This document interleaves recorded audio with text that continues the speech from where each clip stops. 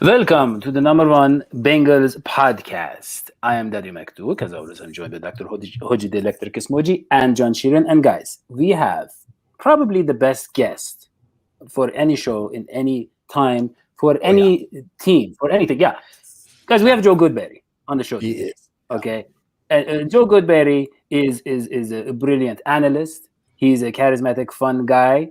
He's just the perfect guest. So thank you so much for joining us again. Yeah. Thank you guys for having me again. Yeah, it's great to have you on. Joe, It's great to be here because you guys are the best puppet Bengals podcast out there. 100%. That's right. That's right. That's With my foreign number accents. one. It's the number one. Yeah. Yeah, number one. The Bengals number show. one, yeah, I Foreign mean- accents, puppets.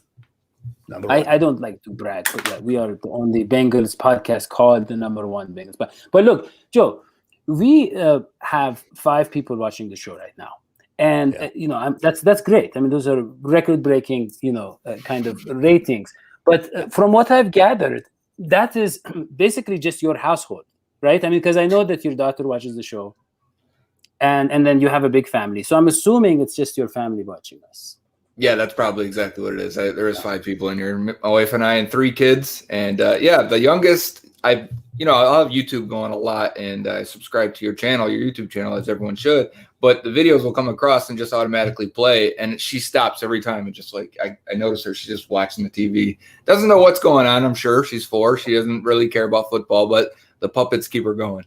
Yeah, the kids, they love the puppets. Joe, so basically we don't have a topic for the show other than Joe Goodberry. That's the topic of the show. Yeah.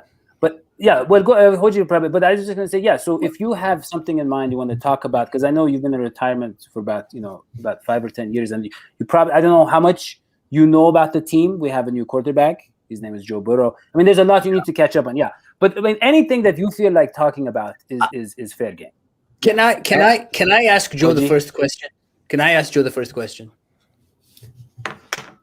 Please. Joe, yeah. So, Joe, what we all love about your Twitter feed, which we hear you might start monetizing, and that's a little bit concerning. Though I'm really in it for all the Marvel posts and those things, so it sounds like that content's going to be free, so I'll be fine. But what we love is that you've had times of great foresight where you have seen things that the Bengals should do, and then we later saw that they should, and there was stuff I agreed with you with. I believe shifting away from Andy Dalton, for example.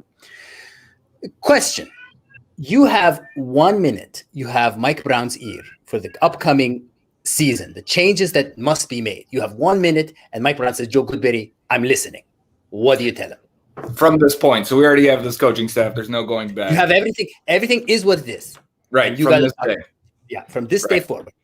You say you have to attack free agency. You have to get offensive linemen in here, and I think they already know that. I think that's gonna have to happen. But I would say you can't create more holes, which is Carl Lawson, William Jackson, maybe even Mackenzie Alexander, guys like that. You don't want to lose them in order to be forced to make draft picks at that spot in like round 2 or round 3. Premium picks at corner or edge rusher because you're replacing those guys would do nothing for you for this season. So I would say attack free agency, stay aggressive, and be open-minded going into the draft. I think you look at their like 2010 to 2013-ish drafts, they were BPA picks for the most part. They had 10 picks per draft. They could go in there and you'd be like, oh yeah, Marvin Jones in the 5th round, great, because he's BPA. And then they started shifting to, well, we need a Will Clark. Well, we need a Russell Bodine. Well, we need a starting corner. We need a starting center. And I think that has killed their drafts in the recent years. So I don't want them to be in that position again. I don't want them to sit there and say, well, we left one hole open on the offensive line. Here, number 5 pick is the offensive lineman, no matter who's there. That's interesting. So you have a sort of draft philosophy that's kind of like when you go to a garage sale. You don't go to a garage sale hoping that you're going to find what you need. You go to a garage sale seeing what the best thing is that they have, and then you pick that thing. But what do you do about the stuff you need then, Joe Goodberry? I mean, because there's stuff we really need. Then what do we do? Yeah, and that's like going grocery shopping when you're hungry, right? If you go hungry, you're going to spend $350. If you go after a meal, you're going to pick the things you need and that you want. Yeah. You guys are going to the wrong grocery stores. I just want to clarify. And also, garage sales, you can actually find everything, even your wedding outfit. You can find anything at the garage sale. You guys are going about these. It's very bad economic investments, but we can talk about that later. But okay, so Joe, so look, here's the thing. We know the Bengals hate spending on offensive linemen. They're not going to go give $15 million to a guy. Let's be honest, right? I mean, okay. If you look at the Bengals' history, throughout the history of free agency, I think they might have to. No, I was just going to say. Go ahead. I think they should, but I think they're going to find a way to spin this to say, look, we're going to settle for this guard, and he's the guy we really wanted, and he happened to be available for like $8 or $10 million, right, Joe? I mean, I don't think they're going to go above that. I mean, the Reader signing last year and the Trey Waynes one just blew my mind. It was so shocking. I don't know if that's a one-time thing or if there's, but other than those two signings, we've never really. I mean, there's that one. What was that? Antonio Bryant or whatever. It was the guy, the receiver they signed. Maybe that was a big signing. It's just so rare for them to go pay market value for a top guy. So I mean, we have to be realistic. Who are those guards that can bring in that will be a starter caliber, average guard or better, and then maybe go ahead. Yeah. I think it could be a guy like Cam Robinson of Jacksonville, and he has not performed up to, I think, his potential. I believe it was a second-round pick for Jacksonville out of Alabama 4 years ago now. And I could see that being like an $8 million, $9 million kind of guy that they're like, hey, here's our tackle who's only – and he's still young. I believe he's like 26, which is the ideal range you should be wanting to play in. But I would come away like, all right, you spend some money. And I know there'd be a lot of fans that would get happy about that. But I'd be like, not sure you're actually upgrading. I'm not sure you're actually getting much better there. Sure, you spent money, and that's kind of been the thing, right? When they have spent money, even last year, it was like Waynes is not that good. What are they doing? Reader is a nose tackle. What are they doing? Are you telling me Xavier Su'a-Filo is going to fix this entire offensive line? It was even in the year spending money, you have to question how they spend it. So I think you're valid there in saying it's just not a monetary thing. It's, are they going in the correct direction, right? Are they pulling this team in a way that you see the top teams saying, okay, the Bengals may not invest in a guard, but these other teams will. So I think, do the Bengals need to finally forfeit some of their constraints that they put on themselves and say, okay, Joe Thuney or Brandon Scherf, we know you're going to make $13 million a year. We know it's going to cost us $25 to $30 million in guaranteed money, something the Bengals don't give out. But you have to bite the bullet and do it if you're protecting your franchise quarterback. Right. I'm so happy you mentioned Cam Robinson, because I think the comparison to Waynes is so direct, because they'll spend money to get Cam Robinson because it'll cost money, and then they can justify we spent money, but are you actually getting the value with that? Cam Robinson's interesting though, because he played with Jonah Williams in college, and he was left tackle, and that was the 1 year that Jonah was the right tackle. And that's actually an interesting debate, because we had Brian Callahan, the offensive coordinator, say a couple days ago, we're not really interested in moving Jonah to guard. That might not be the best thing for him, but is there a way that you can build this offensive line? Are you focused on keeping Jonah at left tackle at all costs, or are you open to moving him around? Because if you get Cam Robinson, in all likelihood, you play him at left tackle and put Jonah at right. Right. And I love the Waynes comparison there, because even if Robinson got $12 million a year, I think Spotrac has him, or Over the Cap, one of the two has him projected at a much higher rate. It'd be a situation where the Bengals go 4 years, $48 million, right, and only guarantee $15 million of it. Something another team would not do. So they pay maximum value per year, but don't give a lot of guaranteed money. That seems like, now, if the doctor said, if we're being a gypsy or a fortune teller here, and that happens, you can come back to this segment right here and say, yeah, we kind of warned you guys. And I told John a long time ago, that would be that's the Twitter account that's going to blow up, is the fortune telling draft analyst. And I think John's got a good gift of that too. Yeah. John's had some real winners with his predictions. I, on the other hand, it's funny. I've been very unlucky with my predictions and picks. It's very sad. But I think it's because my method is very different from you guys. I watch the video and I go with my gut. My gut was right about Tua, but I also thought Tua was going to be great. I was wrong about Tua. I really thought Tua was going to be special. He's got time. He does, yeah. I would say that John and Joe and other guests that we've had on have been way ahead of the Bengals in terms of evaluation of the offensive line, the draft picks. I feel like the draft Twitter is often better. I mean, Orlando Brown maybe is one exception. There's some cases here and there, but I think the draft Twitter is better in evaluating offensive line than the Bengals sometimes. It's truly not hard, but it really isn't. Yeah. Like, unfortunately. Yeah. But yeah. Well, Joe, I mean, you were talking about garage sales and all that kind of stuff. That is that is not what eBay is. eBay, is not an auction house. It's a marketplace. Yeah. They don't sell used or secondhand things. They sell pre-owned, rare, vintage, and retro. Vintage. So, meaning very nice. Old but nice. So like Joe, whether you want rare, dead stock or latest release, find the exact shoe. Excuse me, Daddy. Did you say dead skunk? Can you go back? No. Okay. You're not. Okay, listen.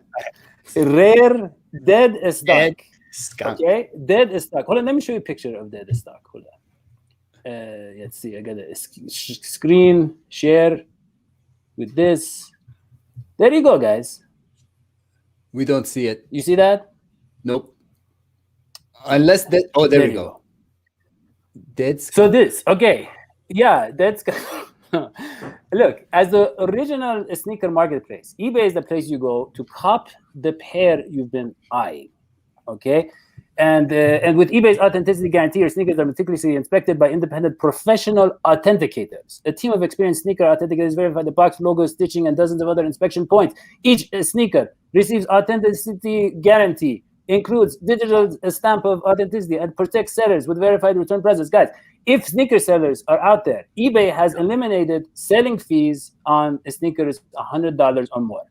That's crazy. 100. That's like 10 shoes. Or do they mean each shoe is 100? Not anymore. Do they mean that? Oh, okay. Nowadays, so they actually have shoes that are $100 for sneakers. I bought Kanye's sneakers. They were so expensive. That's crazy. That's crazy. So more than he got me in the corner. He pushed me. Look, that means it's free.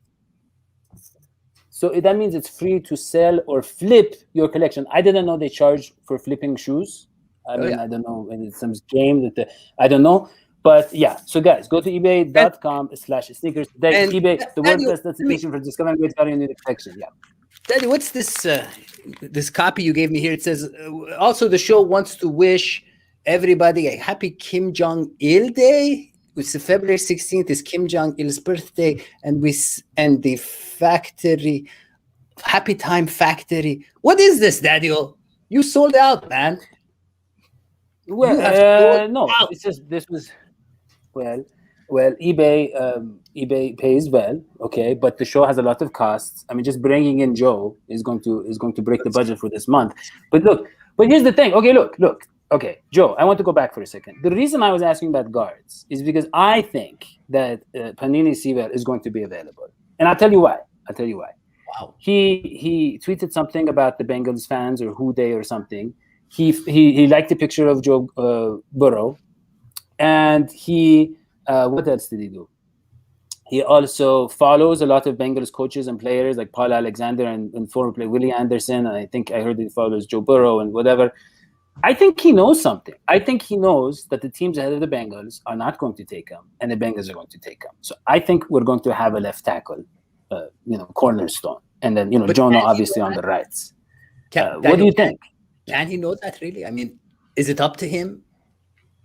Does he also know the future? Is he just one of us? Yeah, is he a prognosticator? Yeah. Because I mean, like, really, it's not up to him. He's a highly sought. He is to the draft what my Kanye sneakers are to sneakers. I mean, he's very highly sought, very expensive, and I don't know if it's completely up to him where he goes. I think he's gone. We had a chance before. Look, 5. But Joe is the guy. So Joe. Yeah, we're about Joe. Yeah, but Joe, look. No, I just want to say, look. Okay, yeah, go ahead. What do you think? Yeah, Joe. Penny Sewell's good. I mean, what else is there to say other than I think some have anointed him as maybe a can't miss or a generational prospect. I would say maybe generational prospect. Prospect and player for me are two different things. A player is how you have performed up to this point, or what I think your abilities are right now. What can you do? What can't you do? how often do you struggle? How often do you get beat? You know, how often do you make impact plays, right? That is how good a player is. A prospect takes in everything into account. Your size, your athleticism, your age, your production, your whole profile, and projecting them into the NFL and projecting how good they're going to be into the NFL, which is different from college, and especially for maybe more so for some positions than others. So when you look at Penei Sewell, he is a good player. He is a great prospect. Two different things, because when you watched him at Oregon, you got to remember he was 18 years old for a lot of this film. And of course, a guy that's 18 isn't going to be as finely tuned as someone that's 22 years old if we're comparing him to a Christian Darrisaw, right? So you're going to see him. It's weird with him because he gets beat, but he doesn't give up the pressure of the sack because he's such a freak, because he's huge, because he's athletic. So he gets his hand knocked down, and it really doesn't matter because he gets his other hand in there, or he recovers, or he's so wide to get around that it takes Zach Bond too long to get around to actually affect the quarterback. So you look at him and say, okay, so there's some things that you have to work on with him. He needs to develop. And I think going into this year, before he opted out, the conversation was he's going to be a lock for like a top 3 pick. But whenever you say that for a year in advance, it's always the caveat. He's going to be a lock for the number 1 pick. He's going to be a lock for a top 3 pick if he takes the necessary progression steps that we project based on what he's done in 2 years, 3 years, whatever he's played. Because we don't get that year of development with Sewell. We don't know. You kind of have to go back a step and say, okay, so where was he based on tape? He's probably worth a top 8 pick or so. When you start to put in the whole profile, the projection and everything, he's definitely worth a top 5 pick. And I think if he's there, it's the pick and it's a slam dunk, and we really don't have to worry about it. And I don't know if that means he plays left tackle or right tackle, because I think you could do either, because he's so young. You're going to have to develop him so much anyways that you're going to say, okay, you're at right tackle, because we got Jonah for at least 2 more years, probably 3 more years, and say, Sewell, you're going to play right tackle, and you're going to learn and train at that position. You got to teach him as much anyways if you're going to put him at left, in my opinion, because the guy is so young. But also, go ahead, John. Sorry.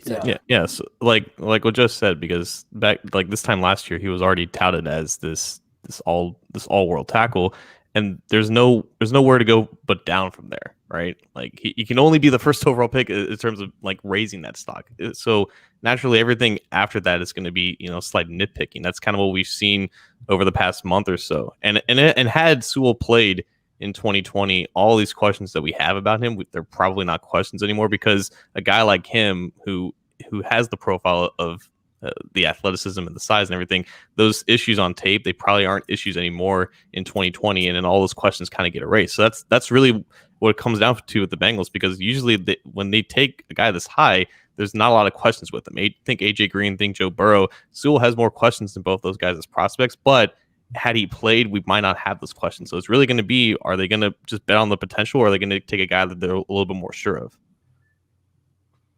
Yeah, I agree, John. I mean, it reminds me of a great prospect, that I drafted. He's like 18, 19 years old. Yeah, it was a big risk. Hiring him to he was actually too young to be employed, so we just made him an intern, and we stuck with that arrangement up until now. Talking about John Sheeran, guys. Look, here's the thing: drafted because they didn't have a choice. Yeah, it's drafted in conscripted. Like think more the military draft than actual Vietnam. Right. Yeah. That's why you want them young, because the younger they are, the more accepting they are of indoctrination. Oh yeah. So. I'm still yet to hit my breakout age. It's true. Right. Yeah. And they get used to the abuse, and then it's like a mental state where they don't want to break away from it. Yeah. Okay, look, Joe, let's just say Sewell is gone, or they don't want to take the risk, and they don't want to go with Pitts. They don't want to go with the tight end. There's so much debate about this receiver thing. I know where John stands. It's Jamar Chase. There's no question. Where do you stand on the top receiver that the Bengals should target? Again, we got to define prospect versus player, because I think if we were to look at Waddle and Smith and compare him to Chase as a player, we'd come out and say, and it's close. It's really, really close. They all can do a lot of good things. I mean, you don't get that productive and win the Heisman for Devonta Smith unless you are a very good player. And I think he can come in, and at least his floor is pretty high. Waddle, even though he was injured, I think he could be better than Smith, to be honest. If he was healthy the whole year, I mean, there's the speed and the ability to make these grabs in contested situations is a rare combo. So a lot of teams are going to want him. and Jamar Chase, what he did a year ago with Joe Burrow was just fantastic. He was the number one receiver in the country for a reason, because he is very good at a young age. Now, when you wrap that all together and you start to build a prospect profile, I don't think it's even close. I think Jamar Chase is the number one receiver in this draft because of what he did at that age, being 19 years old and breaking out at that age and averaging 19 yards per catch plus with Justin Jefferson, who we know what he did in the NFL, and they still were featuring Jamar Chase in many of those games as the outside number one type receiver, and Jefferson was the slot guy. Probably skewed our value and the NFL's value of Jefferson wrongly, but I think you can look at it and count it twice and say, well, that's because Jamar Chase was that good. And I think we go back and we look and we build this profile of when a guy breaks out that age, when he's that productive at that age, when he can be a deep threat. But yet, if you talk to a lot of people, they view him as like a contested, strong, sure hand type guy. I've seen people compare him like Anquan Bolden, and Anquan Bolden cannot run with Jamar Chase. Anquan Bolden is not going to average 20 yards per catch. I think Jamar Chase is going to run a 4.45 and be the fastest guy on this receiving core. He's your number one. He's your number one, and it opens everything up for Higgins and Boyd. You think Higgins and Boyd were good last year? Wait until the defense has to tilt their coverage towards Jamar Chase and see how much better and how much bigger the windows are, how much more separation everyone gets, and how much of an impact it has not on Joe Burrow, but this entire offense. I'm sold. Okay, well, that's something I want to talk to you about. I want him. I want my Jamar Chase. Well, okay, well, just real quick, Pitts or Chase, if you have the choice. Chase. I still take Chase, but man, we should have a conversation about Pitts, because Pitts, what he does at tight end is freaky. And I know like every 5 years or so, we're talking about some freak tight end that deserves to be a top 10 pick. I'm not sure Kellen Winslow to me is what I think of, and he didn't work out because he might have been a bit crazy, but Pitts is really, really a freak, man. He looks like Darren Waller. He looks like these guys that you cannot cover in today's NFL. You're going to split him out, and he's not just a tight end. He's a wide receiver. He's Auden Tate at wide receiver, and then you can put him in at tight end and stretch the middle of the field, stretch the seam, and he averaged 17 yards per catch. He, for all intents and purposes, would be your number one. He's going to get 10 to 12 targets a game, and you're going to move him around. You're going to flex him out. You're going to go 3-by-1 formations with him by himself and the three receivers on the other side. And think of that fun. I want that match. Wait, hold on. You can only have one, Hodgie. You can only have one top draft pick. Yeah. Just so Joe doesn't get misquoted. Just so Joe doesn't get misquoted. We just to clarify, he can run. Kyle Pitts can run past Auden Tate like that. Oh yeah, Auden Tate's running a 4.65. He's saying his hands. He's saying his hands are like. Big body, contested, crazy catch radius. He's Auden Tate, but Auden Tate can't hold a candle to him in terms of route running, speed, and agility. Honestly, if you lined up all the receivers and Auden Tate and Tyler Boyd, T. Higgins, and Kyle Pitts is their most athletic guy, and he's a tight end. So let me look. Because Joe Burrow is not that range of where the tight end being closer is what works for Joe Burrow anyways. Why don't we just get him and he could be the Gronks to his to the Brady like that relationship. I love it. It could work. Yeah, Look, Joe, hold on. Let me Look, you're talking about tilting the coverage because of his speed. You're talking about Jamar Chase. We had John Ross. I know John Ross, all the issues, whatever. And Joe Burrow had struggles throwing the ball deep. Joe Burrow, most of the time didn't have the time to kind of get to his big play receivers, right? And so if you don't fix the offensive line, and by fix, look, last year was a mess. It might just be if we don't get a top draft pick, if we don't get Sewell, it's going to be maybe average, probably lower. So, if we don't fix that, what is that even going to do for us? Having a guy who can burn by, you know what I mean? Well, first of all, there's two things I want to ask you about. Yeah, first of all, is that can he really take advantage? And second of all, what steps does Joe Burrow have to take to connect on more of those deep balls from his perspective? Yeah. Yeah, number one, you can't pin it all on Sewell in terms of the hopes, or whoever that fifth pick, if it's an offensive lineman, has hopes of turning this offensive line around. There's more holes than one. And if you're comparing the more impact on this offense as in an entirety, getting one good offensive lineman still leaves you with 3 other bad offensive linemen. Potentially, we don't know when Trey Hopkins will return. As right now, I'm thinking Billy Price at center. And that is exploitable. That is beatable, right? That is still a major hole and a major hurdle for this offense.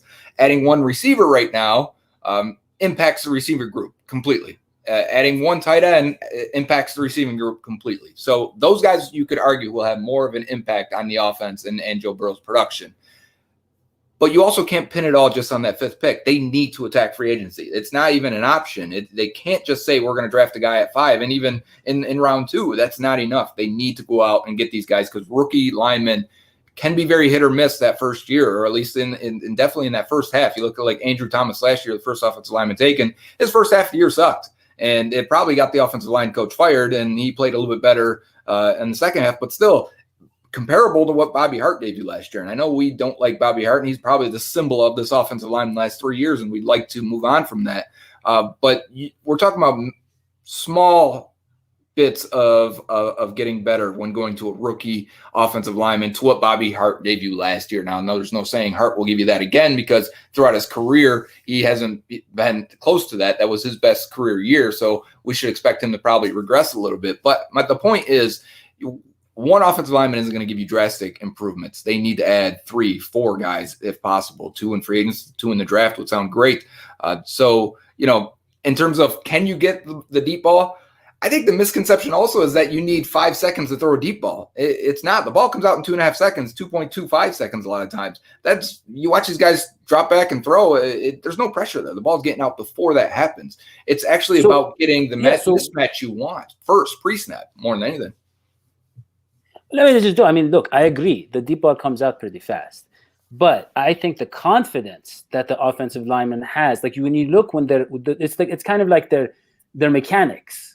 The guys that have the best, have most successful deep game, a lot of times it's because they have confidence in their offensive line, and so then they can just kind of go back there and go through their motions. With the other guys, if they have that time to get the deep ball off, it's kind of like they're taken by surprise, right? Is that fair? I mean, what was it with Joe Burrow then?